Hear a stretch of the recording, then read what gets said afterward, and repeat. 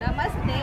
આ વર્ષને આપણે મિલેટ્સ યર તરીકે માનનીય વડાપ્રધાન શ્રી દ્વારા જાહેર કરવામાં આવી છે। તો આપણે અહીંયા આજે પ્રાથમિક શાળા કસુંબામાં મિલેટ્સ યરની ઉજવણી કરવામાં આવી છે, જેમાં ત્યાંના શિક્ષકો, અમારા આંગણવાડી વર્કર, હેલ્પર બહેનો બધા દ્વારા જે વાનગી બનાવવામાં આવી છે તે વાનગીમાં આપણે આ વડા બનાવેલા છે, જેમાં બાજરાને કૂટી અને એનો ઉપયોગ કરવામાં આવ્યો છે, જે આપણા સેહત માટે બહુ જ સારી વસ્તુ છે। એમાં મેથીનો પણ ઉપયોગ કર્યો છે, જે આપણી આંખોના તેજ માટે બહુ જ સારું છે।